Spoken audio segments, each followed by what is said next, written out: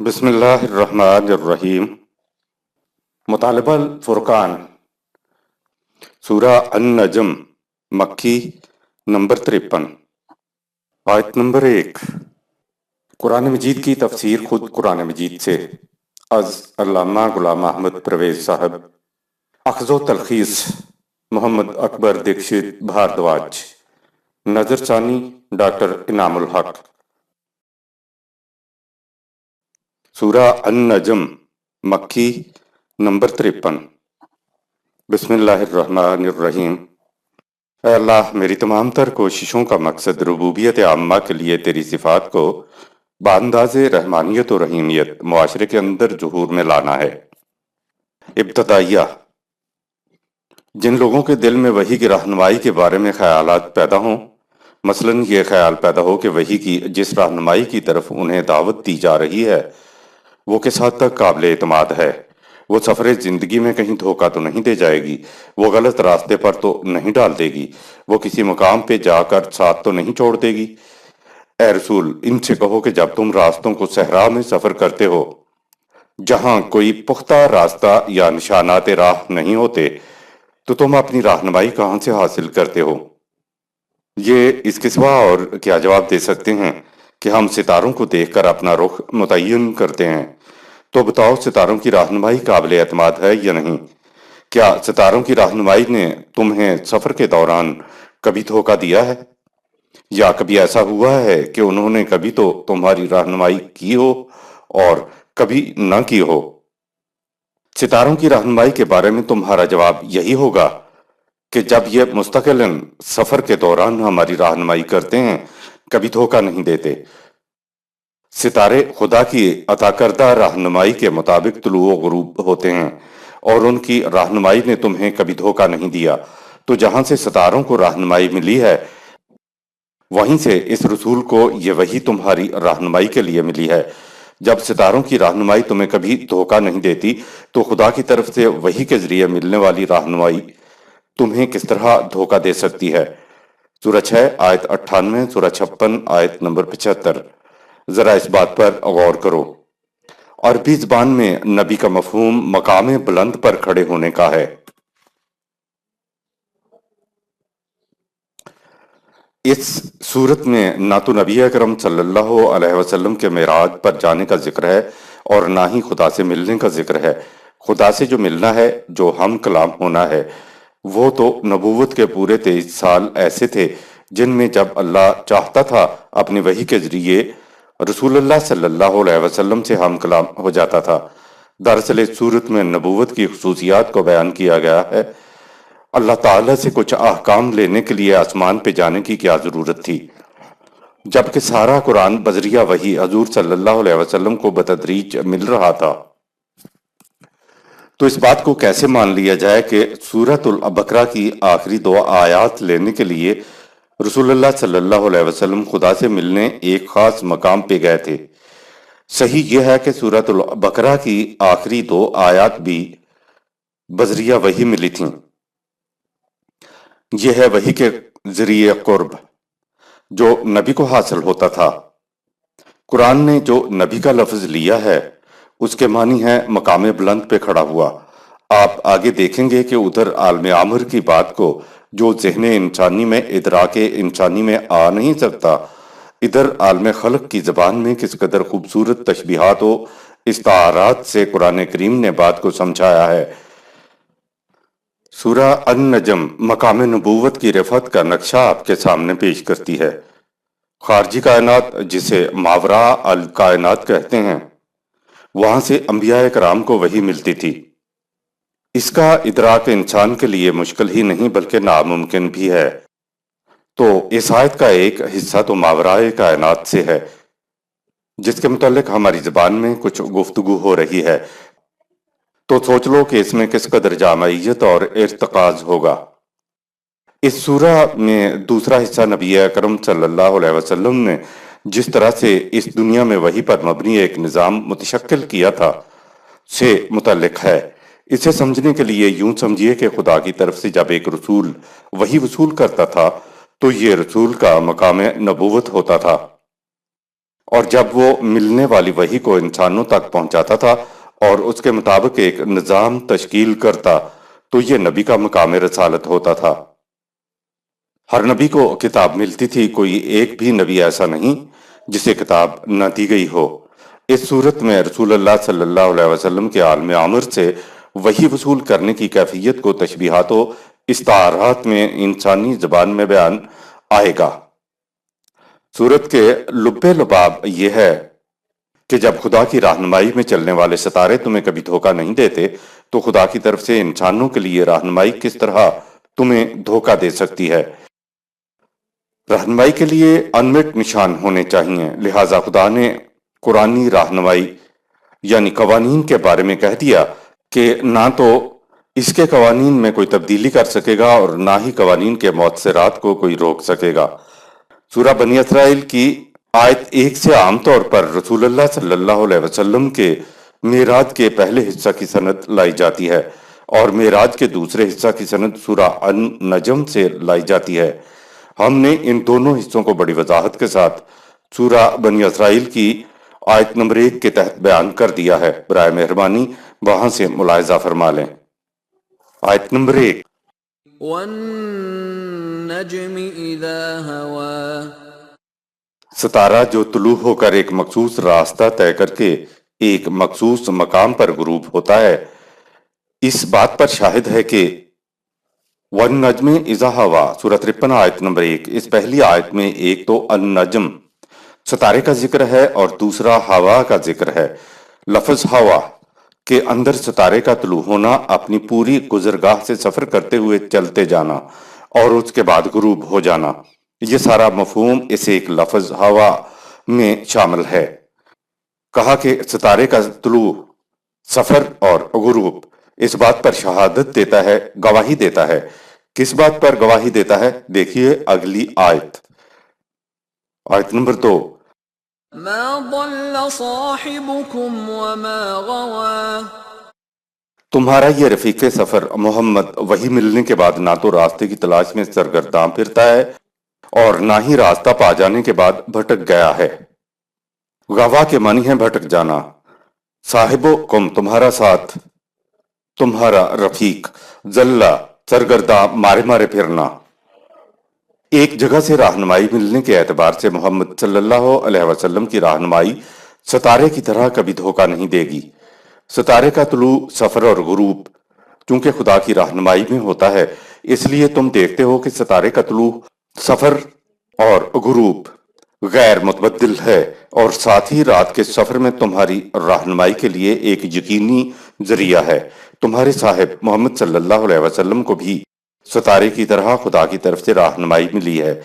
تو یہ بات اس حقیقت کبریٰ پر شاہد ہے کہ جس طرح ستارہ خدا کی رہنمائی کی وجہ سے کبھی اپنے مقام سفر سے نہیں بھٹکتا، تمہاری رہنمائی کا یقینی ذریعہ بنا رہتا ہے، اسی طرح تمہارا رسول بھی وحی کے ذریعے رہنمائی مل جانے کے بعد نہ تو اپنے راستے کی تلاش میں سرگرداں پھر رہا ہے اور نہ ہی رہنمائی مل جانے کے بعد بھٹک گیا ہے۔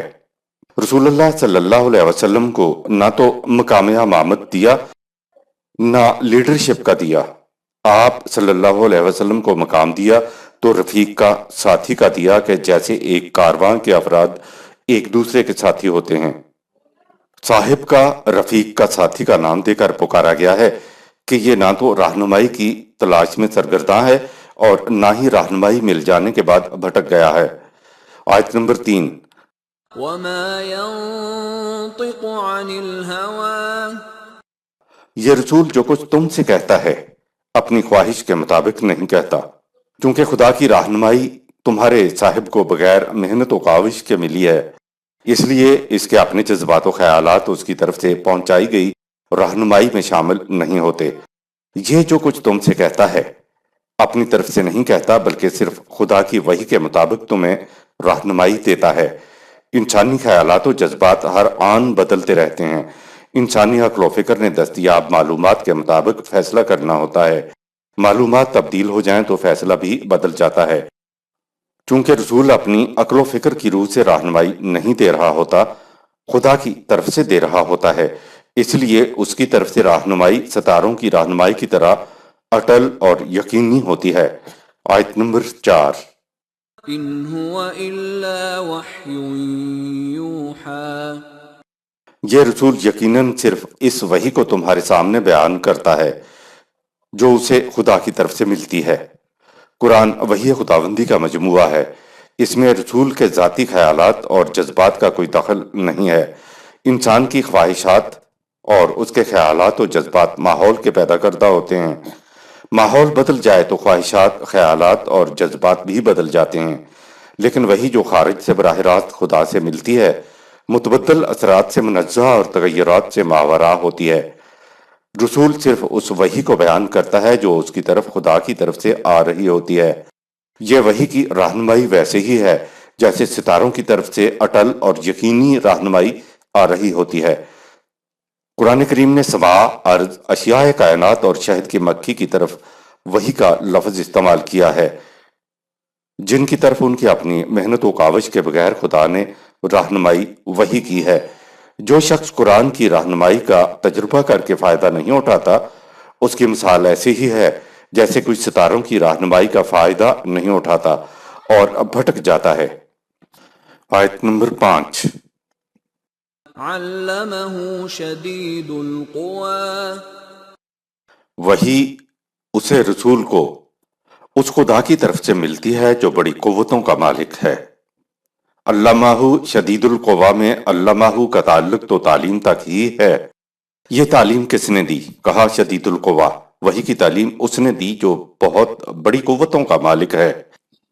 اس آیت سے مترشح ہوا کہ تعلیم یعنی وحی کے ساتھ قوت نافذہ کی ضرورت ہوتی ہے۔ قوت ساتھ نہیں ہے تو یہ مذہب ہے، وعظ ہے، غیر مؤثر ہے۔ خدا کی قوتوں کا کچھ اندازہ تو انسان نظام کائنات بالخصوص ستاروں کی دنیا سے کر سکتا ہے کہ یہ عظیم الجثہ آسمانی کرے اس کے قوانین میں جکڑے ہوئے کس نظم و ضبط سے اپنی اپنی راہ پر چلتے جا رہے ہیں۔ اسی طرح اس نے جو قوانین وحی کے ذریعے انسانی رہنمائی کے لیے دیے ہیں، وہ بھی اگر انسانی قوت ساتھ ہے تو اپنی نتیجہ خیزی میں اٹل ہیں۔ انسان اگر وحی کی رہنمائی میں اپنی زندگی بسر کرے تو وحی کی رہنمائی اسے تجویز کرتا راستے سے ذرا سا بھی ادھر ادھر نہیں ہونے دیتی۔ آیت نمبر 6۔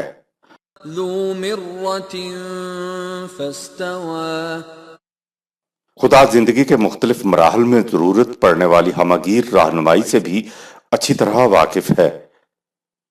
اس رسول کی ذات میں توازن پیدا ہوا اور اس کی پاکیزگی سیرت اپنی انتہا تک پہنچ گئی۔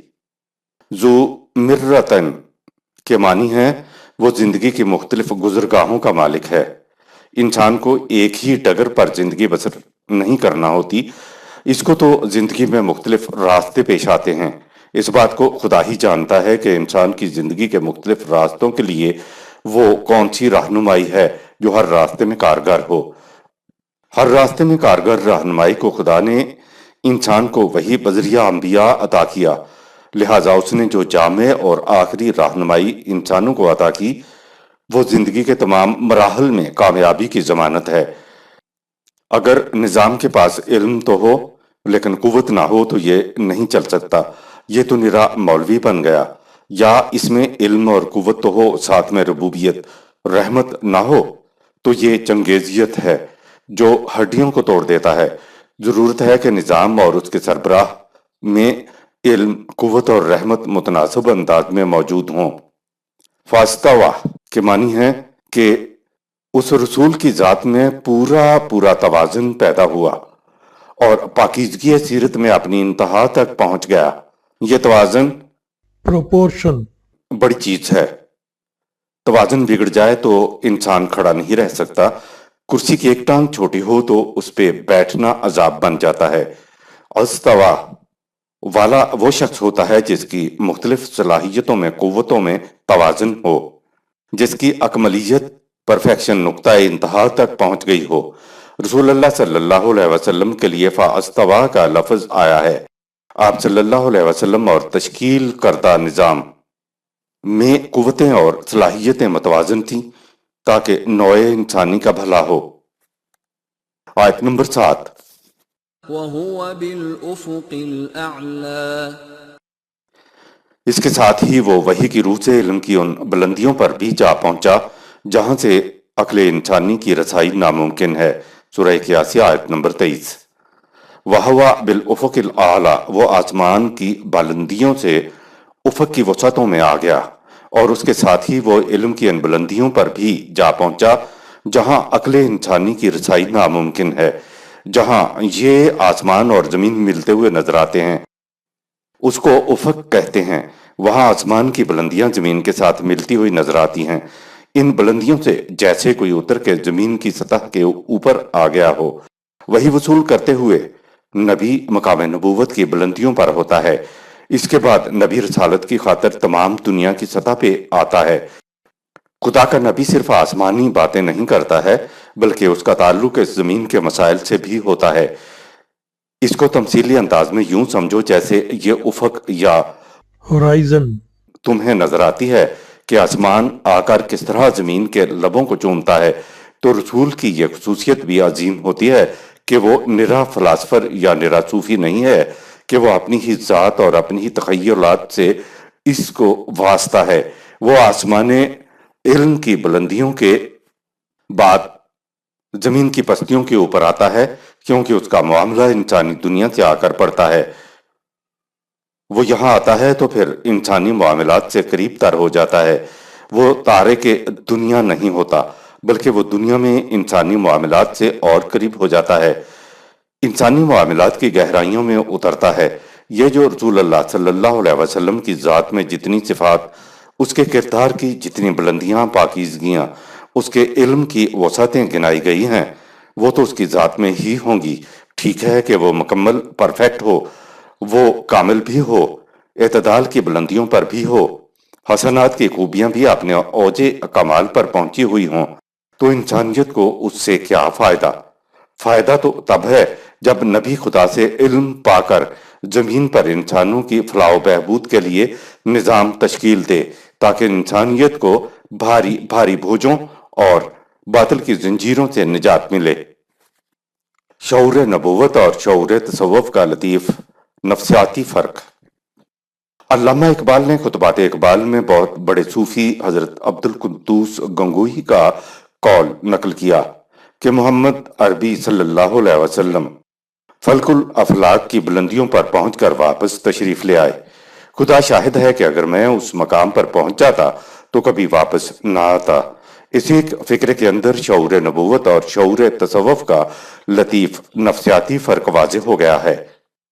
ایک صوفی اپنی انفرادی تجربہ گاہ کی تجرد گاہ سے واپس آنا نہیں چاہتا، اور جب وہ واپس آتا بھی ہے اس لیے کہ اسے واپس آنا پڑتا ہے، تو اس کی یہ واپسی نوع انسانی کے لیے کچھ مفید نہیں ہوتی۔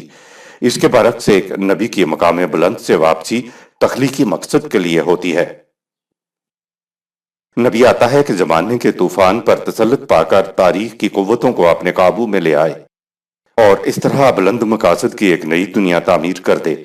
ایک صوفی کے لیے اس کی انفرادی تجربہ گاہ کی تجرد گاہ آخری مقام ہوتی ہے، لیکن ایک رسول کے دل میں اس سے زلزلہ انگیز نفسی قوتیں بیدار ہو جاتی ہیں، جن کا مقصد یہ ہوتا ہے کہ وہ تمام دنیا انسانیت میں ایک آسمانی انقلاب پیدا کر دے۔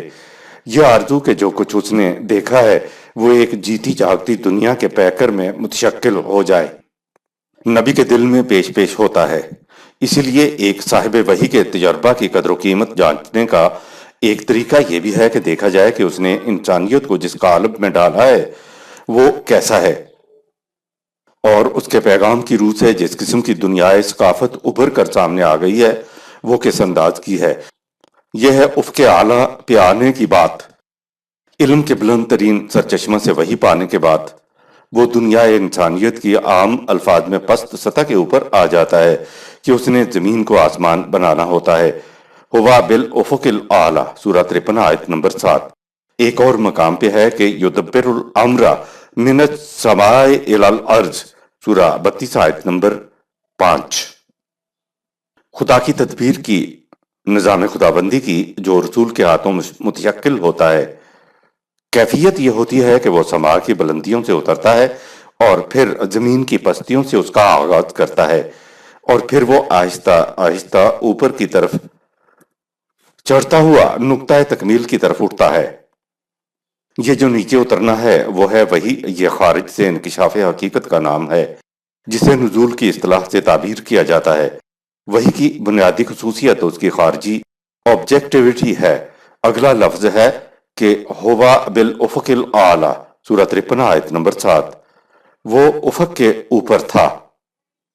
آیت نمبر 8، ثم دنا فتدلى وہاں پہنچ کر وہ حقائق کائنات سے قریب تر ہوا اور قوانین خداوندی کی گہرائیوں میں ڈوب کر ان سے ہم آہنگ ہو گیا۔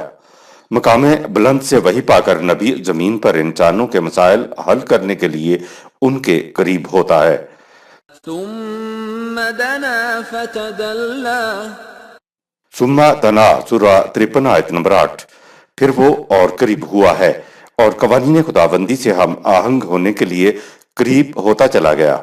وہ قریب ہی نہیں ہوا بلکہ انسانی دنیا اور ان کے معاملات اور ان کے تقاضوں کی گہرائیوں میں اترتا چلا گیا۔ کسی کے قریب ہونا اور کسی کے دل میں اتر جانے کو آپ جانتے ہی ہوں گے کہ اس میں فرق کتنا ہے۔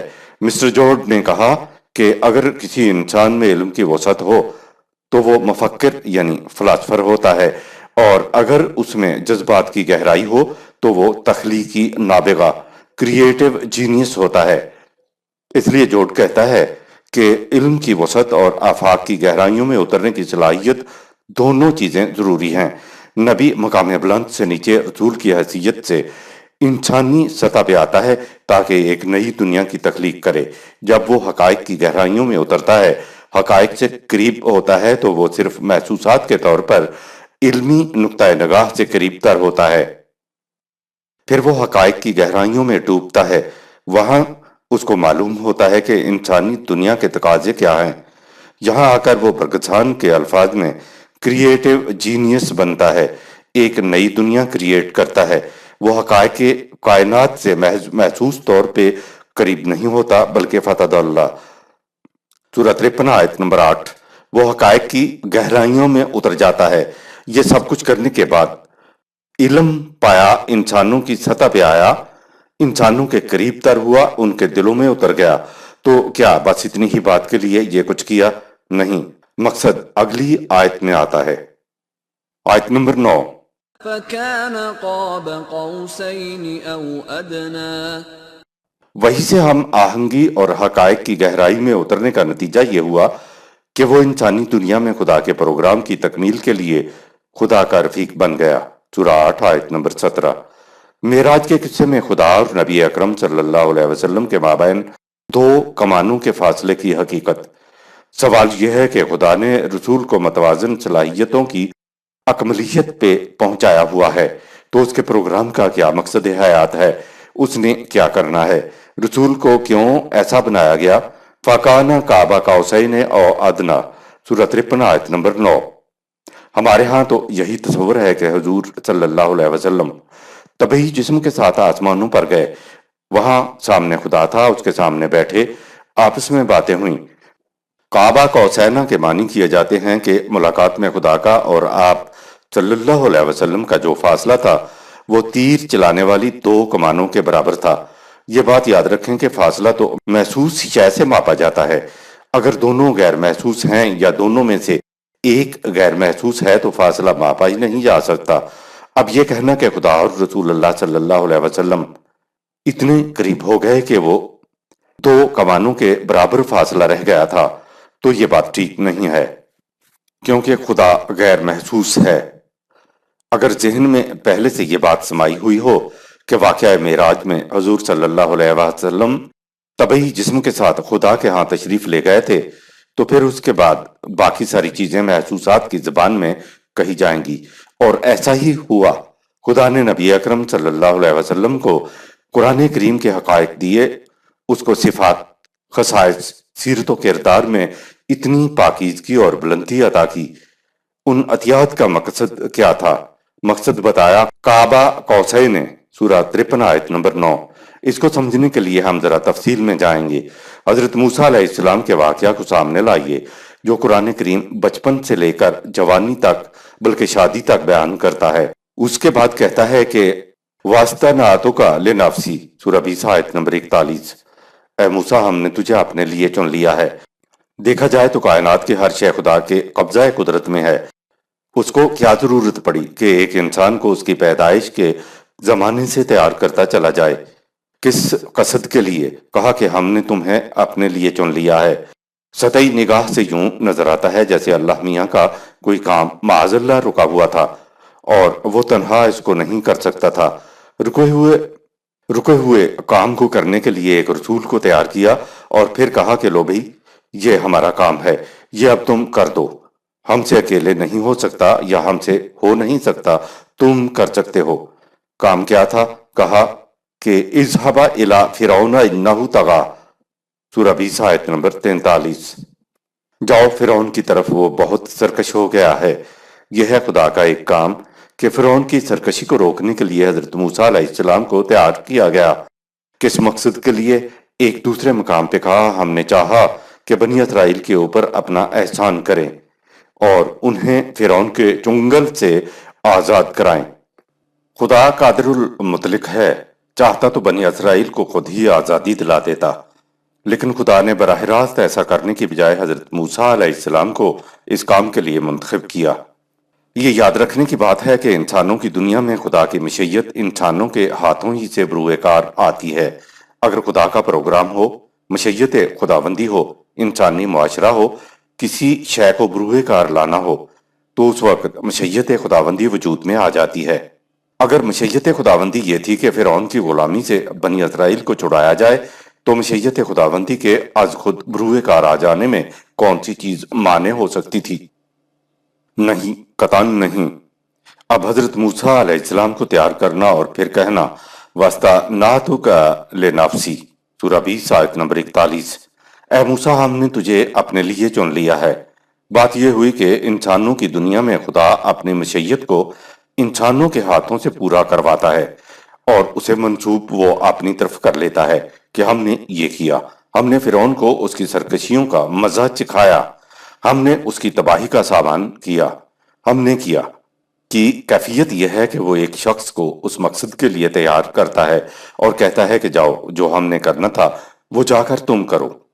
انسانوں کی دنیا میں خدا براہ راست کچھ نہیں کرتا، وہ جو کچھ کرنا چاہتا ہے اسے انسانوں ہی کے ذریعے کراتا ہے اور اس کو اپنی طرف منسوب کر لیتا ہے کہ ہم نے یہ کیا۔ انسانوں کی دنیا میں وہ اپنی مشیت کو انسانوں کے ہاتھوں سے اس لیے پورا کراتا ہے کہ دنیا انسانوں کا میدان عمل ہے، اس لیے کہا اعملوا ما شئتم سورہ 41 آیت نمبر 40۔ اے انسان جیسا تو چاہتا ہے عمل کر۔ اگر خدا انسانی دنیا میں براہ راست عمل کرنا شروع کر دے تو یہ انسانوں کو دی گئی آزادی اعملوا ما شئتم سورہ 41 آیت 40 کے خلاف ہو جائے گا، اور خدا اپنے اصولوں کی کبھی خلاف ورزی نہیں کرتا۔ خدا رسولوں کا انتخاب اس لیے کیا کرتا تھا کہ خدا کی مشیت، اس کا پروگرام انسانوں کی دنیا میں انسانوں کے ہاتھوں پورا ہو۔ اب ہمیں یہاں سے رسول اور خدا کے باہمی تعلق کا پتہ چل گیا کہ خدا کی مشیت اس رسول کے ہاتھوں سے پوری ہو، یہ ہے دونوں کا تعلق، اسے ذہن میں رکھیے۔ اب آتے ہیں نبی اکرم صلی اللہ علیہ وسلم کے بعثت کے مقصد کی طرف۔ جماعت مومنین کے لیے اعلان کیا کہ وَكَانَ حَقًّا عَلَيْنَا نَصْرُ الْمُؤْمِنِينَ سورہ 30 آیت نمبر 47۔ مومنوں کی مدد کرنا ہم پر فرض ہے۔ اگر کہیں مومنوں کی جماعت مدد کی محتاج ہو تو ان کی مدد کرنا فریضہ خداوندی ہے۔ وہ مدد کیسے کرتا ہے؟ مکہ سے ہجرت کر کے مدینہ میں مسلمانوں نے خدا کے نام پر ایک مملکت قائم کر لی تھی، جبکہ ان کا ایک حصہ ابھی تک مکہ میں کفار کی طرف سے پہنچائی گئی اذیتوں کو برداشت کر رہا تھا۔ مکہ کے مظلوم مسلمانوں نے خدا سے فریاد کی کہ ہمارے لیے کچھ انتظام کر، ہم یہاں سے نکل نہیں سکتے، کوئی ہماری مدد کو نہیں آتا اور یہاں کی اذیتیں اور تکلیفیں ناقابل برداشت ہو گئی ہیں۔ ہم سمجھتے ہیں کہ مسلمانوں نے کہا ہوگا کہ اللہ تو نے تو کہا ہے کہ حق علینا نصر المومنین سورہ 30 آیت نمبر 47، مومنین کی مدد کرنا ہم پر فرض ہے، تو اپنا مدد کا فریضہ کب ادا کرے گا؟ خدا نے مکہ کے مسلمانوں کی مدد کے لیے کہا وما لكم لا تقاتلون في سبيل الله والمستضعفين من الرجال والنساء والولدان الذين يقولون ربنا أخرجنا من هذه القرية الظالم أهلها واجعل لنا من لدنك وليا واجعل لنا من لدنك نصيرا۔ سورہ 4 آیت نمبر 75۔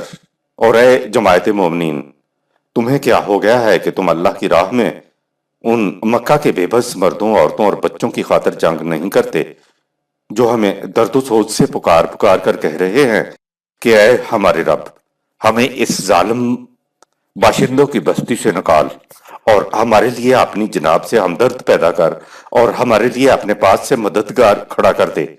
دیکھا آپ نے کہ خدا انسانوں سے کہہ رہا ہے کہ وہ ہمیں پکار رہے ہیں، لہٰذا ان کی مدد کو پہنچو۔ ہم ہوتے تو کہہ دیتے کہ اے اللہ، تجھے پکارا ہے، ہمیں تو نہیں پکارا ہے، تو جا خود ان کی مدد فرما۔ دنیا میں حزب اللہ موجود تھی تو خدا نے مدد کے لیے مدینہ کے مسلمانوں کو ابھارا۔ اگر دنیا میں حزب اللہ نہ ہوتی تو مکہ کے مسلمانوں کی مدد خدا براہ راست نہ کرتا۔ جنگ بدر کو سامنے لائیے، مومنین تلوار اور تیر چلا رہے ہیں، مخالفین کو قتل کر رہے ہیں، لیکن خدا کہہ رہا ہے کہ فَلَمْ تَقْتُلُوهُمْ وَلَكِنَّ اللَّهَ قَتَلَهُمْ وَمَا رَمَيْتَ إِذْ رَمَيْتَ وَلَكِنَّ اللَّهَ رَمَى۔ انہیں تم قتل نہیں کر رہے تھے، ہم قتل کر رہے تھے۔ تم تیر نہیں چلا رہے تھے، ہم خود تیر چلا رہے تھے۔ انسانی دنیا میں عمل کرتے تو انسان ہیں، لیکن خدا ان کے عمل کو اپنی طرف منسوب کر لیتا ہے۔ عربوں کے ہاں عام رواج تھا کہ جن لوگوں نے باہمی رفاقت قائم کرنی ہوتی تو باہمی رفاقت کے معاہدہ کی پختگی کے لیے عملی صورت یہ ہوتی تھی کہ رفاقت قائم کرنے والے دونوں اشخاص اپنی اپنی کمانوں یعنی 2 کمانوں کو اس طرح ملاتے تھے کہ وہ ایک ہی قاب چلہ بن جاتا، پھر وہ دونوں اشخاص مل کر اس ایک چلہ میں ایک تیر رکھ کر اکٹھا تیر چلاتے تھے۔ اس طرح اکٹھے مل کر تیر چلانے سے عربوں میں مراد یہ لی جاتی تھی کہ ان دونوں میں رفاقت کا پختہ عہد ہو گیا ہے۔ ان دونوں میں سے ایک تیر کو کھینچتا تھا اور دوسرا کمان کو کھینچتا تھا، اور یوں وہ تیر چلاتے تھے۔ اس طرح کے محسوس عملی مظاہرے کو وہ پختہ ترین رفاقت اور دوستی کا معاہدہ کہتے تھے۔ قاب قوسین کے معنی ہیں 2 کمانیں دونوں کا چلہ ایک دوسرے پر رکھ کر ایک چلہ اور 2 چلانے والے، اس کے معنی ایک رفاقت۔ جب رسول اللہ صلی اللہ علیہ وسلم قوانین خداوندی سے ہم آہنگ ہو گئے تو قرآن نے خدا اور رسول کے عہد رفاقت کو عربوں میں مروجہ عملی مثال فَكَانَ قَابَ قَوْسَيْنِ أَوْ أَدْنَىٰ سورہ 53 آیت نمبر 9 کہہ کر بیان کیا کہ خدا اور بندے کے درمیان عہد رفاقت قوانین خداوندی سے ہم آہنگ ہونے سے قائم ہوتا ہے۔ اس معاہدہ کا مقصد یہ ہوا کہ رسول اللہ صلی اللہ علیہ وسلم نے قوانین خداوندی کے مطابق خدا کے پروگرام کو تکمیل تک پہنچانے کا پختہ عہد دے دیا، کیونکہ آپ صلی اللہ علیہ وسلم کا قوانین خداوندی سے ہم آہنگ ہونے کی وجہ سے خدا کے ساتھ انتہائی رفاقت کا تعلق قائم ہو گیا، یعنی اس خدا سے معاہدہ ہو گیا جو صاحب قوت بھی ہے، علمہ علیم بھی ہے، شدید القوہ سورہ 53 آیت 5 ہے، اور ذو مرہ سورہ 53 آیت 6 بھی ہے۔ خدا کے ساتھ نبی اکرم صلی اللہ علیہ وسلم کی لازوال رفاقت کعبہ قوسین سے بھی آگے او ادنا سورہ 53 آیت 9 کی ترجمان ہے۔ قرآن نے خود کہا ہے کہ ہم نے قرآن کو عربوں کی زبان میں نازل کیا ہے، اس لیے ظاہر ہے کہ خدا نے استعارات و تشبیہات بھی وہ استعمال کی جو عربوں میں رائج تھیں۔ وہ جانتے تھے کہ کعبہ قوسین کس کو کہتے ہیں، اور ادنا سورہ 53 آیت نمبر 9 کہہ کر بتایا کہ یہ رفاقت اس سے بھی زیادہ قریب اور زیادہ پختہ تھی۔ ہو سکتا ہے کہ طبعی زندگی میں کسی تلخ تجربے کے بعد معاہدے کو توڑ بھی دیا جائے، اور ادنا سورہ 53 آیت نمبر 9 کہہ کر بتایا کہ یہ جو خدا اور رسول میں معاہدہ ہوا ہے یہ ٹوٹ ہی نہیں سکتا۔ خدا شدید القوا سورہ 53 آیت 5 ہونے کے باوجود اپنے پروگراموں کو خود انسانوں کی دنیا میں تکمیل تک نہیں پہنچاتا، کیونکہ اس دنیا کو خدا نے اعملوا ما شئتم سورہ 41 آیت نمبر 40 کہہ کر انسانوں کا میدان عمل کہا ہے۔ وہ چاہتا ہے کہ اپنے پروگراموں کو انسانوں کے ہاتھوں تکمیل تک پہنچائے۔ اس مقصد کے لیے وہ رسول کے ساتھ رفاقت قائم کرتا ہے، صرف رسول کے ساتھ ہی نہیں بلکہ وہ تو مومنین کے ساتھ بھی رفاقت قائم کرتا ہے، بشرطے کہ مومنین قوانین خداوندی کے ساتھ ہم آہنگ ہو جائیں۔ انسانوں کی ایک جماعت جب قوانین خداوندی سے ہم آہنگ ہو کر دنیا میں اٹھتی ہے تو وہ خدا کی رفیق ادنا ہوتی ہے اور خدا ان کا رفیق اعلیٰ ہوتا ہے۔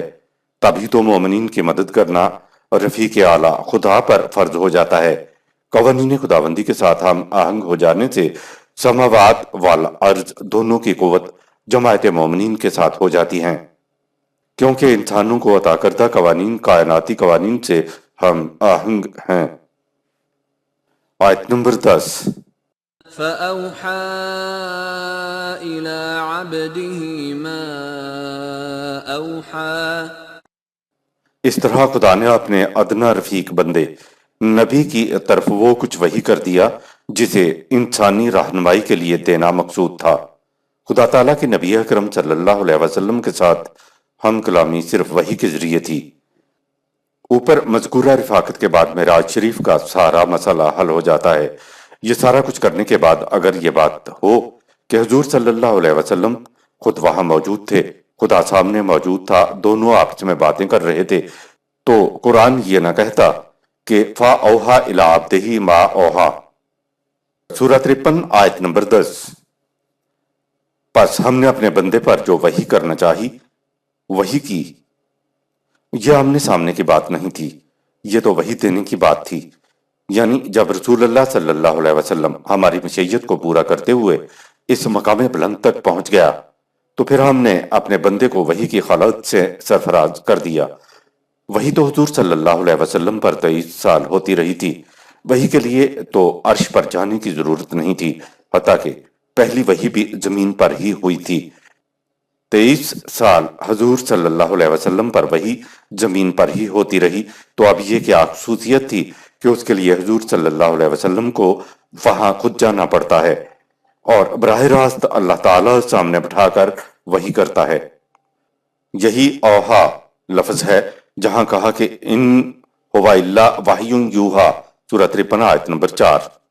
یہ رسول صرف اس وحی کو تمہارے سامنے بیان کرتا ہے جو اسے خدا کی طرف سے ملتی ہے، یعنی جو کچھ کہتا ہے وحی کی روح سے کہتا ہے۔ وما ینطق عن الہوا سورہ 53 آیت نمبر 3۔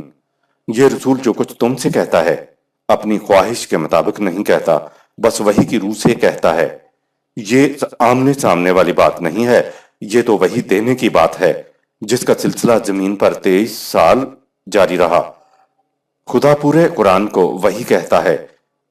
روایت کی روح سے جو کچھ وہاں سے ملا 50 نمازیں اور سورۃ البقرہ کی آخری 2 آیات تھیں۔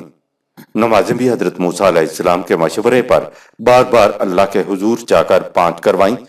پہلی وحی بذریعہ جبرائیل ملی تو یہ خدا کی سنت ہو گئی کہ آئندہ جو وحی بھی دی جائے گی اس طریق پر دی جائے گی، کیونکہ خدا کہتا ہے کہ لا تبدیل لکلمات اللہ سورہ 10 آیت نمبر 64۔ اور ایک دوسرے مقام پہ ہے کہ تم خدا کی سنت میں کبھی تغیر و تبدل نہ پاؤ گے۔ قرآن نے رسول کی خدا سے نسبت عبد بتائی ہے۔ اب رسول کے لیے آپ عبد کے علاوہ جتنے بھی مقامات بلند کیوں نہ تجویز کر لیں، وہ عبدیت سے آگے نہیں جا سکتے۔ اگر اس سے آگے رسول کے مقام کو بڑھایا تو خدا کی سند حاصل نہیں ہو سکتی۔ آیت نمبر 11۔ ما كذب الفؤاد ما رأى۔ نبی کی آنکھوں نے جو کچھ دیکھا اس کے دل نے اس کی تکذیب کرنے کی بجائے اس کی تصدیق کی۔ خدا تعالیٰ کی طرف سے وحی کے ملنے پر نبی اکرم صلی اللہ علیہ وسلم نے دل و جان سے تصدیق کی۔ نبی کو جو کچھ وحی کے ذریعے دیا جاتا تھا اس کی کیفیت یہ نہیں ہوتی تھی کہ آنکھیں جو کچھ دیکھیں دل کو اس کا یقین نہ ہو کہ حقیقت ہے یا فریب نگاہ۔ نبی کی آنکھیں جو کچھ دیکھتی ہیں اس کا دل اس کی تصدیق کرتا ہے۔ یہی وجہ ہے کہ نبی سب سے پہلے اپنی وحی کی صداقت پر ایمان لاتا تھا۔ سورہ 2 آیت 285، سورہ 6 آیت 164۔ کہا کہ ہم نے اپنے عبد نبی اکرم صلی اللہ علیہ وسلم کی طرف مقام بلند پر پہنچ جانے کے بعد وحی کی، اور وحی کی کیفیت یہ تھی کہ ما قذب الفؤاد ما رأى، سورہ 53 آیت نمبر 11۔ اس کے دل نے جو کچھ دیکھا اس نے اس کی تکذیب نہیں کی۔ اگر یہ خواب ہوتا تو خواب کی تصدیق دل تو نہیں کرتا، اگر وہ ایلیوشن تھا تو ایلیوشن کی تصدیق بھی دل نہیں کرتا۔ دل تو حقیقت کی تصدیق کرتا ہے۔ ما قذب الفؤاد ما رأى، سورہ 53 آیت نمبر 11 نے انسانی خوابوں، تمام تخیلات و تصورات اور تصوف کی دنیا کو الگ کر دیا۔ نبی کی آنکھ نے جو کچھ دیکھا اس کے دل نے اس کی تصدیق کی ہے، تکذیب نہیں کی ہے۔ آمن الرسول بما انزل علیہ من ربہ، سورہ 2 آیت نمبر 285۔ جو کچھ نازل ہوتا تھا رسول سب سے پہلے خود اس کی تصدیق کر کے اس کے اوپر ایمان لاتا تھا کہ یہ واقعی خدا کی طرف سے عطا کردہ وحی ہے۔ رسول ایمان لایا۔ کہنے کی ضرورت کیا تھی؟ ضرورت یہ تھی کہ وحی کے بعد بھی یہ بات نہیں تھی کہ رسول نے کہا کہ پتہ نہیں میری آنکھوں نے جو کچھ دیکھا ہے وہ واقعہ ہے یا نہیں، وہ حقیقت ہے یا نہیں۔ دیکھنے کے بعد بھی اس نے غور کیا کہ آیا یہ حقیقت ہے تو حقیقت ہی تھی، تو پھر اس کے اوپر نبی ایمان لایا۔ وحی پر غور کرنے کے بعد ہی ایمان لایا جاتا ہے۔ قرآن میں ہے کہ مومن وہ ہیں کہ جب خدا کی آیات بھی ان کے سامنے پیش کی جائیں تو وہ اندھے بہرے بن کر اس پر نہیں جھک پڑتے۔ تو ایمان کا تقاضا تو عقل و فکر کی تصدیق کے بعد ماننا ہے۔ ہمارا ایمان ہے کہ خدا نے وحی پر جو ایمان لانے کا طریق بتایا ہے نبی نے بھی وہ اختیار کیا۔ امن الرسول، سورہ 2 آیت 285۔ رسول ایمان لایا، اس کا ثبوت ہوا کہ ما قذب الفؤاد ما رأى۔ جو علم نبی کو وحی کے ذریعے دیا جاتا تھا اس کی کیفیت یہ نہیں ہوتی تھی کہ آنکھیں جو کچھ دیکھیں دل کو اس کا یقین نہ ہو کہ وہ حقیقت ہے یا فریب نگاہ۔ نبی کی آنکھیں جو دیکھتی ہیں اس کا دل اس کی تصدیق کرتا ہے۔ آیت نمبر 12۔ أفتمارونه على ما يرى، اب بتاؤ کہ تم وحی کے حقائق کے متعلق رسول سے کس طرح جھگڑ سکتے ہو، جبکہ صورت یہ ہے کہ وہ جو کچھ کہتا ہے آنکھوں دیکھا کہتا ہے، اور تم اس مقام کی کیفیت تک سے ناآشنا ہو۔ آنکھوں دیکھی بات میں جھگڑا کیسا؟ کہا کہ جس چیز کو، جس حقیقت کو رسول نے اپنی آنکھوں سے دیکھ کر قبول کیا ہے اس کے متعلق تم اس سے جھگڑ رہے ہو۔ ٹھیک ہے، آپ ایلیوژن کے متعلق، خواب و خیال کے متعلق، تخیل کی خلاقی کے متعلق جھگڑا کرو، لیکن جو چیز اس نے خود دیکھی ہے اور دیکھ کر اس کے دل نے تصدیق کی ہے اس کا ثبوت یہ ہے کہ خواب کی باتوں کو آپ دلیل اور برہان کی روح سے کسی کو نہیں سمجھا سکتے۔ مثلا میں اڑتا چلا جا رہا تھا، اوپر چلا گیا اور درمیان میں دیکھا کہ ایک پری آ گئی۔ سننے والا پوچھے گا کہ میاں اس کے لیے کوئی دلیل دو۔ اگر کہا جائے کہ دلیل یہ ہے کہ میں نے خواب میں دیکھا ہے تو اس کو کون دلیل تسلیم کرے گا؟ قرآن حکیم میں ہے کہ نبی اپنے وحی کو دلیل و برہان کی روح سے پیش کرتا ہے، علم و بصیرت کی روح سے منواتا ہے۔ اس لیے کہا کہ تم اس سے جھگڑ رہے ہو جبکہ وہ تمہیں دلیل دے رہا ہے۔ وحی کے مقابلے میں کشف و الہام کا تمام تر تصور دلائل و براہین سے کوسوں دور ہوتا ہے۔ سر چشمہ وحی کائنات سے ماورا علم ہوتا ہے۔ وحی کے حصول میں نبی کی اپنی فکر کا کوئی دخل نہیں ہوتا، لیکن وحی کو خالص فکری طریق کے اوپر پیش کیا جاتا ہے۔ وہ ہر قسم کے فکری دلائل کے اوپر پورا اترتا ہے۔ اس علم کو حاصل کرنا اپنی فکر کی بنیاد پہ نہیں ہوتا۔ کہا ہے کہ الا ما یرا، سورہ 53 آیت 12۔ وہ جو کچھ کہتا ہے آنکھوں دیکھا کہتا ہے۔ جیسے کہ کہا جاتا ہے معراج کا واقعہ تو ایک ہی دفعہ ہوا، لیکن رسول اللہ صلی اللہ علیہ وسلم پر وحی تو 23 سال تک آتی رہی۔ یہ سوچنے کی بات ہے۔ آیت نمبر 13۔ وَلَقَدْ رَآهُ نَزْلَةً أُخْرَى نبی کی آنکھ نے جن حقائق کو ایک بار دیکھا وہ اسی طرح ان کا مشاہدہ فی الحقیقت بار دیگر بھی کرتی ہے۔ خواب تو انہی تفاصیل کے ساتھ دوبارہ نہیں دیکھا جا سکتا، لیکن وحی کی کیفیت کو نبی بار بار دیکھتا ہے۔ وحی کی کیفیت خواب کی سی نہیں ہوتی۔ خواب میں تو جو کچھ ایک بار دیکھا جاتا ہے اسے انہی تفاصیل، جزیات، ربط اور تسلسل کے ساتھ انسان کبھی دوبارہ نہیں دیکھ سکتا، لیکن نبی کی آنکھ ان حقائق کو بار بار دیکھتی ہے۔ اس لیے وحی میں حقائق کو دیکھنا خواب دیکھنے کی مانند نہیں، یہ حقیقت کا یقینی مشاہدہ ہوتا تھا۔ وہ حقائق جن کا تعلق میٹا فزکس سے ہے، ماورا طبیعیات سے ہے، اس کا سرچشمہ فلسفے سے، سائنس سے ماورا ہے۔ ان حقائق کو قرآن عربوں کی زبان میں بیان کیا جا رہا ہے۔ بنیاد اس کی یہ ہے کہ وما ینطق عن الہویٰ، سورہ 53 آیت نمبر 3، یہ جو کچھ کہتا ہے اپنی طرف سے نہیں کہتا ہے، یہ رسول کی اپنی فکر کا نتیجہ بھی نہیں ہے، لیکن جو کچھ وحی دی گئی ہے وہ فکر کے ہر تقاضے کو پورا کرتی چلی جاتی ہے۔ وحی ایک انسان کو ملتی کیسے تھی؟ یہ ایک منفرد حقیقت ہے جس کو غیر از نبی نہیں جان سکتا۔ فلسفہ بہت آگے بڑھتا چلا جا رہا ہے، لیکن یہ بات کسی کی گرفت میں نہیں آ سکتی کہ وحی کا سرچشمہ علم کیا ہے جس میں انسانی فکر کا کوئی دخل نہیں۔ آیت نمبر 14۔ عند سدرة المنتہى،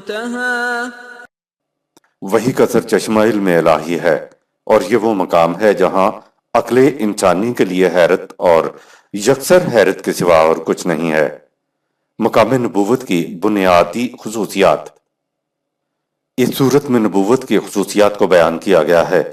دو لفظوں کی ایک ایک آیت ہے، لیکن مضمون اتنا مشکل، دقیق، عمیق اور گہرائی و گہرائی لیے ہوئے ہے کہ ذہن میں نہیں آ سکتا کہ اس کے لیے الفاظ کیا تجویز کیے جائیں، لیکن یہ تو خدا کے تجویز کردہ الفاظ ہیں۔ ایک ایک لفظ کے اندر معنی کے ذخائر پوشیدہ ہیں۔ نبوت کی خصوصیات جو ماورائے عقل انسانی ہیں، انہیں انسانی الفاظ میں خدا ہی بیان کر سکتا تھا، اور پھر قرآن حمید کا اعجاز یہ ہے کہ وہ ان الفاظ کے معنی تصریف آیات کی روح سے خود سمجھا دیتا ہے۔ نبی کی ایک خاصیت یہ بتائی کہ فاستویٰ، سورہ 53 آیت نمبر 6 کے معنی ہے وہ ذات جس میں انسانیت کی مضمر صلاحیتیں مکمل طور پر نشو و نما پا کر پورے اعتدال اور حسن و توازن کے ساتھ جمع ہوں، جس میں انسانی قوتیں اور جوہر انتہائی اعتدال کے ساتھ جلوہ فرما ہوں۔ ارتقاء شرف انسانیت میں اس سے بڑا مقام اور کون سا ہو سکتا ہے؟ اس کو دور حاضر کی اصطلاح میں بیلنسڈ پرسنالٹی کہتے ہیں۔ یہ ہے پہلی خصوصیت کبریٰ۔ پھر ہے بالافق الاعلیٰ، سورہ 53 آیت نمبر 7۔ وہ آسمان کی بلندیوں سے علم لیتا ہے اور زمین پہ اتر کر اس کو عمل میں لاتا ہے۔ نبی کا وہ علم انسانی دنیا کے حقائق کے ساتھ متمسک ہوتا ہے، اور یوں ہی فرضی طور پر ان کے ساتھ متمسک نہیں ہوتا کہ چھوتا ہوا آگے نکل جائے، بلکہ وہ تو انسانوں کے قریب ہوتا ہے۔ وہ اس دنیا کو بھی دیکھتا ہے جو دوسرے انسانوں کی نگاہوں سے اوجھل ہے، اور اس دنیا کو بھی جہاں انسان بستے ہیں، یعنی وہ علم کی بلندیوں پر ہوتا ہے اور زمین پر انسانی معاملات کی گہرائیوں میں ڈوب جاتا ہے۔ اس کا تو منصب ہی یہ ہوتا ہے کہ انسانی دنیا میں خدا کا جو پروگرام ہے وہ اس کے ہاتھوں سے تکمیل تک پہنچے۔ خدا کے پروگرام کی تکمیل میں اس کا اور خدا کا تعلق باہمی رفاقت کا ہوتا ہے۔ رفاقت کے لیے کہا کعبہ کا قوسین، سورہ 53 آیت نمبر 9، یعنی وہ خدا کے قوانین کے ساتھ انتہائی حد تک ہم آہنگ ہو گیا۔ اس مقام پہ خدا نے کہا فَأَوْحَى إِلَىٰ عَبْدِهِ مَا أَوْحَىٰ، سورہ 53 آیت نمبر 10۔ اس مقام تک ہم آہنگ ہو جانے کے بعد خدا نے وہ وحی کی جو وحی کرنا چاہی۔ وحی خواب نہیں ہوتا، تخیل نہیں ہوتا، بلکہ نبی کی آنکھیں دیکھ رہی ہوتی ہیں، دل اس کا آنکھوں دیکھی کی تصدیق کر رہا ہوتا ہے، اور وہ کوئی ایک بار کی بات نہیں ہے کہ ہنگامی طور پر یا خواب کے طور پہ یہ ہو گیا اور اس کے بعد پھر ختم ہو گیا۔ ایسی بات نہیں ہے، وہ تو اسی نوعیتوں، خاصیتوں، انفرادیتوں کو ساتھ لیے ہوئے 23 سال تک مسلسل اور متواتر دیکھتا چلا گیا اور اس کا دل تصدیق کرتا چلا گیا۔ وہی ملنے کی کیفیت کو کوئی غیر اجنبی شخص جان ہی نہیں سکتا۔ خدا اور رسول کا تعلق اور پھر عقل انسانی اور وحی کے تعلق کی وضاحت اوپر گزر چکی ہے۔ وحی کا سرچشمہ علم جہاں سے وحی ملتی تھی یا جس طریق سے وہ حاصل ہوتی تھی، یہ وہ چیز ہے جسے ایک نبی ہی جان سکتا تھا۔ عقل انسانی اسے نہیں جان سکتی کہ وہ کیا ہے، لیکن جس وحی کے متن ٹیکسٹ کو دوسروں تک پہنچایا جاتا تھا، وہ علم انسانی، عقل انسانی، شعور انسانی، بصیرت، فکر و تدبر کی روح سے سمجھ میں آ سکتا ہے۔ لیکن وحی کا سرچشمہ یعنی وہ کہاں سے ملتی تھی، کیسے ملتی تھی، دینے اور وصول کرنے کا کیا طریق تھا، وہاں عقل انسانی حیرت میں رہ جاتی ہے۔ وحی کو سمجھا جا سکتا ہے اور سمجھنے کے بعد اس پہ عمل کیا جا سکتا ہے۔ وحی پر عمل کا نتیجہ جنت کی زندگی ہوتی ہے اور آج بھی ہو سکتی ہے۔ یہ تھی وہ بات جس کے لیے کہا کہ فا اوہا الی عبدہ ما اوہا، سورہ 53 آیت نمبر 10۔ جب یہ عبد نبی اکرم صلی اللہ علیہ وسلم اس مقام تک پہنچ گئے تو پھر خدا نے انہیں وحی کی خلق سے سرفراز کیا۔ خدا نے اپنے بندے کی طرف وحی کی جو وحی کرنا چاہی۔ سارا قرآن حمید وحی ہے۔ وحی کے سرچشمہ علم یا طریق کے بارے میں عقل انسانی نہیں جان سکتی۔ ان مقامات پر اگر انسان سوچے بھی تو عقل کے حصے میں حیرت کے سوا کچھ نہیں آتا۔ وہاں انسانی نگاہ متحیر و ششدر ہو جاتی ہے، نہیں سمجھ سکتی، کیونکہ انسان کے نزدیک جو علم کے ذرائع ہیں وہ سارے ہی محسوس ذرائع ہیں، جبکہ وحی اور اس کے ملنے کے ذرائع غیر محسوس ہوتے ہیں۔ وحی صاحب وحی کی فکر کا نتیجہ نہیں ہوتا، یعنی وہ وحی کو نہ تو کسی محسوس استاد سے اور نہ کسی محسوس کتاب سے پڑھتا ہے اور نہ ہی محسوس کانوں سے سنتا ہے۔ وحی کا وحی وصول کرنے کا طریق، یہ وہ مقام ہے جہاں عقل انسانی کے لیے تحیر کے سوا اور کوئی شے نہیں، حیرت کے سوا اور کوئی شے نہیں۔ وحی انسانی فکر کی بڑی ہوئی شکل کا نام بھی نہیں ہے، یہ ادراک کی تخلیق بھی نہیں ہوتی۔ اس کا سرچشمہ عقل انسانی کی سرحد سے ماورا ہوتا تھا، اور وحی کا سرچشمہ عقل انسانی کے لیے انتہائی مقام تحیر ہوتا ہے۔ اندہ سدرت المنتہا کا مفہوم۔ اندہ سدرت المنتہا، سورہ 53 آیت نمبر 14۔ حیرت کی فراوانی تحیر کی فراوانی کے پاس کیا ہے؟ اس کو اگلی آیت میں ملاحظہ فرمائیں۔ سدرہ کے معنی بیری کا درخت نہیں ہے۔ جب ایک دفعہ ذہن میں بیٹھ گیا کہ نبی اکرم صلی اللہ علیہ وسلم طبعی جسم کے ساتھ آسمانوں پر تشریف لے گئے تو پھر ظاہر ہے ساری چیزیں محسوسات کے پیکروں میں سامنے آئیں گی۔ یہی وجہ ہے کہ مفسرین اور مترجمین کو سدرہ کا مفہوم بیری کا محسوس درخت دکھائی دیا، جیسے انہیں کعبہ قوسین سورہ 53 آیت نمبر 9 دو محسوس کمان دکھائی دیں۔ عربوں کے ہاں گرمی کے موسم میں صحرا میں سفر کرنے والا ہے، سخت تمازت کی لپٹیں ہیں۔ صحرا میں گرمیوں کے موسم میں ساری فضا لپکتی کانپتی نظر آتی ہے۔ اس سورج کی روشنی ریت سے ٹکرا کر منعکس ہوتی ہے، جس کی وجہ صحرا میں لہریں اٹھتی نظر آتی ہیں۔ وہاں انسان کی آنکھ عاجز آ جاتی ہے، صاف دکھائی نہیں دیتا، آنکھیں چکا چوندھ ہو جاتی ہیں۔ ایسے میں انسان مبہوت و حیران کھڑا ہو جاتا ہے۔ وہاں اس کے لیے حیرت کے سوا کچھ نہیں ہوتا۔ عربی میں سدرہ انتہائی تحیر اور حیرت کو کہتے تھے۔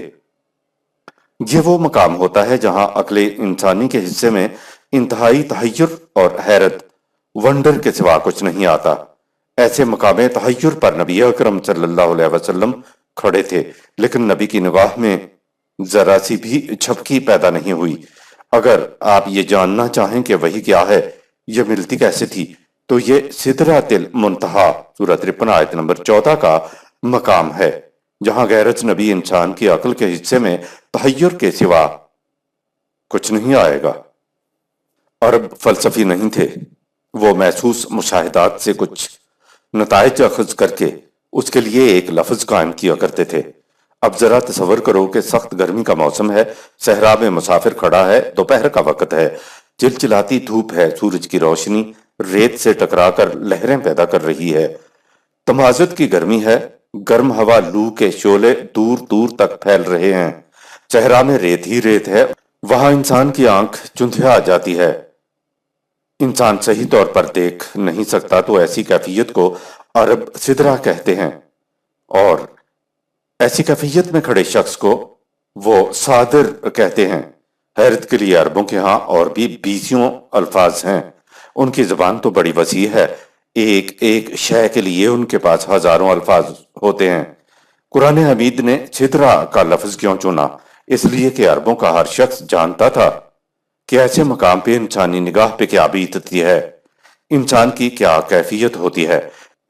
ایسے صحراؤں کے اندر چھوٹے چھوٹے جھڑ بیری کے درخت بھی ہوتے ہیں، لغت میں یہ بھی ہے کہ ایسے مقام پہ کسی قسم کا کوئی اور درخت نہیں ہوتا، ایسے صحرا کے اندر جھڑ بیریوں کے درخت ہی نظر آتے۔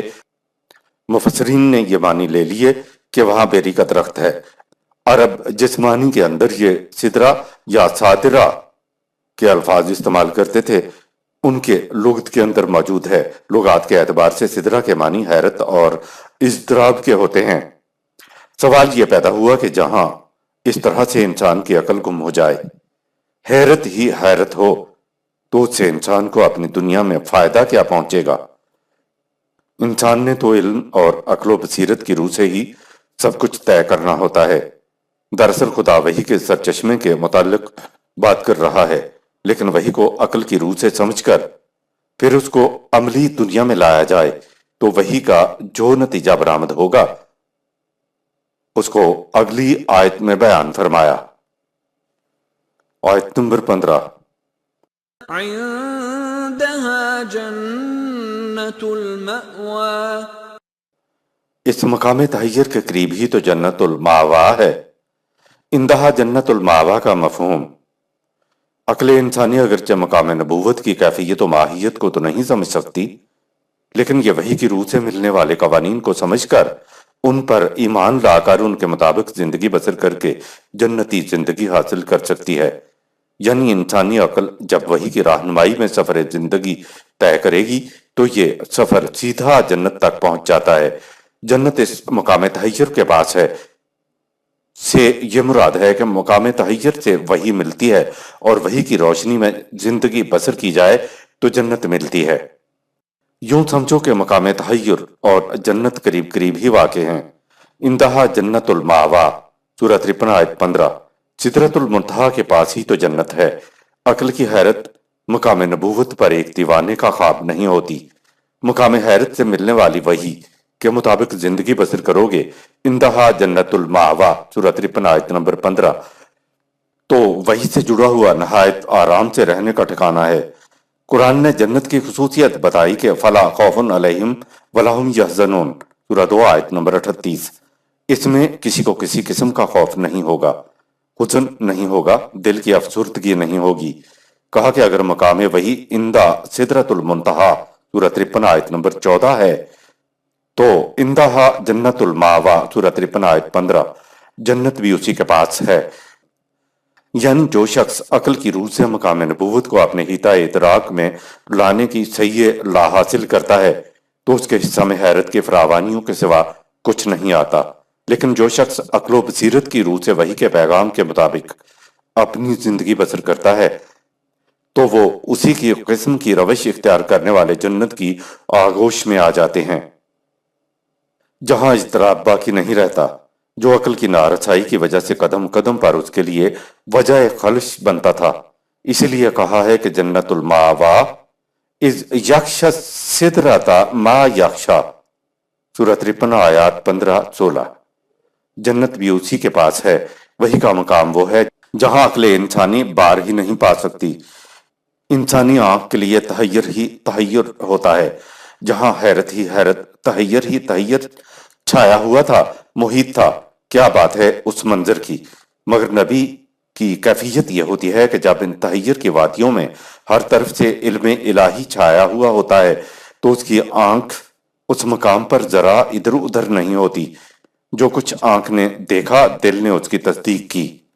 آیت نمبر 16۔ إذ يغشى السدرة ما يغشى، جب ان تحیر کی وادیوں میں علم الہی ہر طرف چھایا ہوا ہوتا ہے تو اس مقام پر بھی نبی کی آنکھ ذرا ادھر ادھر نہیں مڑتی، کبھی غلطی نہیں کرتی، کہیں نہیں بھٹکتی۔ قرآن حکیم کو اگر اس نقطہ نگاہ سے بھی دیکھا جائے جسے محاکاتی انداز کہتے ہیں، تو سدرۃ المنتہا سورہ 53 آیت 14 انتہائی درجے کا تحیر کہہ دینا ہی ایک بڑی چیز تھی۔ زیر غور آیت میں مقام نبوت بہت زیادہ ابھر کر سامنے آ گیا ہے۔ کہا کہ إذ يغشى السدرة ما يغشى سورہ 53 آیت نمبر 16، جہاں چاروں طرف سے تحیر حیرت چھائی ہوئی تھی، ہر طرف حیرت ہی حیرت تھی۔ ایسے مقام کے اوپر صحرا کے مسافر کی آنکھ کچھ نہیں دیکھ سکتی، دیکھتی ہے تو چلاوا ایلیوژن دیکھتی ہے۔ تو ایسے مقام حیرت پہ کھڑے نبی کی کیفیت بتائی کہ نبی کی آنکھ ذرا ادھر ادھر نہیں بڑھی، غلطی نہیں کی، ذرا نہیں بھٹکی۔ آیت نمبر 17، ما زاغ البصر وما طغى لیکن نبی کی آنکھ اس حد سے آگے بھی نہیں بڑھ سکی جس حد تک مشیت خداوندی اسے رکھنا چاہتی ہے۔ زاغ کے معنی ہے ذرا کسی چیز کا ادھر ادھر ہٹ جانا۔ غور کریں کہ عقل انسانی اور نگاہ نبوت میں کتنا فرق ہوتا ہے۔ صاحب تاج العروج کے مطابق زاغا صرف اس ہٹ جانے اور جھک جانے کو کہتے ہیں جو حق سے باطل کی طرف ہو۔ عقل انسانی کے مقابلے میں تو نبی کی آنکھ ذرا نقطے سے ادھر ادھر نہیں ہٹتی، لیکن نبی کے علم کے بارے میں وما طغى سورہ 53 آیت 17 کہہ کر خط امتیاز کھینچ دیا گیا کہ اس کی نگاہ نے اپنی حد سے تجاوز نہیں کیا۔ نبی کی آنکھ دیے گئے حقائق سے ادھر ادھر نہیں بھٹکتی، لیکن بخاری شریف کا مختلف بیان ہے۔ علم خداوندی اور علم نبوی میں یہ نمایاں فرق ہے کہ علم خداوندی لامحدود ہوتا ہے، لیکن نبی کو جو علم وحی کی روح سے عطا ہوتا ہے وہ محدود ہوتا ہے، وہ اتنا ہی ہوتا ہے جتنا اسے خدا دینا چاہتا ہے۔ یوں سمجھیے کہ نبی کا علم علم الہی کا ایک حصہ ہوتا ہے، کل نہیں ہوتا۔ لہٰذا جہاں وحی کی روح سے عطا شدہ علم عقل انسانی کے مقابلہ میں بہت آگے ہوتا ہے، وہاں علم خداوندی کے مقابلہ میں وہ بہرحال محدود ہوتا ہے۔ نبی کی آنکھ کو اس حد سے آگے نہیں بڑھنے دیا جاتا۔ وہ مقام جہاں عقل انسانی کے حصے میں حیرت اور حیرت کے سوا کچھ نہ آئے، وہاں نبوت کی آنکھ اپنے نقطے سے ذرا ادھر ادھر نہیں ہٹتی۔ نبی اکرم صلی اللہ علیہ وسلم اس مقام حیرت پر کھڑے ہوئے ہیں، لیکن ان کی آنکھ ذرا اپنے نقطے سے ادھر ادھر نہیں ہٹی۔ وہ نہایت سکون سے رہے، انہیں کسی قسم کا اضطراب نہیں ہوا۔ اگر وہی پانے پر نبی کے قلب میں اضطراب پیدا ہو جائے تو اسے کہتے ہیں نگاہ کا ادھر ادھر ہٹ جانا۔ لیکن رسول اللہ صلی اللہ علیہ وسلم کے دل میں کسی قسم کا اضطراب پیدا نہ ہوا۔ قرآن تو کہہ رہا ہے کہ مقام حیرت سے وحی وصول کرتے ہوئے نبی کے دل میں ذرہ بھر اضطراب پیدا نہیں ہوا۔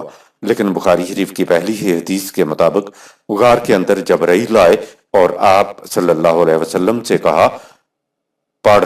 آپ صلی اللہ علیہ وسلم نے کہا کہ میں تو پڑھنا نہیں جانتا۔ سوچنے کی بات یہ ہے کہ خدا لکھا ہوا دے کر جبرائیل کو بھیجتا ہے، جبرائیل لے کر آنے والے ہیں، لیکن معاذ اللہ ان دونوں کو معلوم نہیں ہے کہ آپ صلی اللہ علیہ وسلم پڑھے لکھے نہیں ہیں۔ جبرائیل کو آپ صلی اللہ علیہ وسلم کی بات پر یقین نہیں آیا تو پھر کہا پڑھو۔ آپ نے پھر پہلے والا جواب دیا، پھر جبرائیل نے آپ صلی اللہ علیہ وسلم کو گلے سے لگایا اور بھینچا تو ساری تعلیم سینے کے اندر منتقل ہو گئی۔ پھر آپ صلی اللہ علیہ وسلم کی غار حرا سے واپسی سخت اضطراب کے عالم میں ہوتی ہے۔ بیوی لحاف اڑاتی ہے اور تسلیاں دیتی ہے کہ گھبراؤ مت، آپ تو بڑے نیک ہیں، دیانتدار ہیں، امین ہیں، تو آپ کے ساتھ یہ کچھ نہیں ہوگا۔ ورقہ بن نوفل کے بتانے سے آپ صلی اللہ علیہ وسلم کو معاذ اللہ یقین آیا کہ میں تو نبی بن گیا ہوں۔ قرآن کہہ رہا ہے کہ وہی وصول کرتے ہوئے نہ تو نبی کی آنکھ ادھر ادھر بھٹکتی ہے اور نہ دل میں کسی قسم کا اضطراب پیدا ہوتا ہے۔ نبی پرسکون رہتا ہے۔ غار حرا کا مختصر سا بیان ہم نے اس لیے کر دیا کہ بخاری شریف کو اصح الکتب یعنی صحیح ترین کتاب کہا جاتا ہے۔ صدق اللہ العظیم۔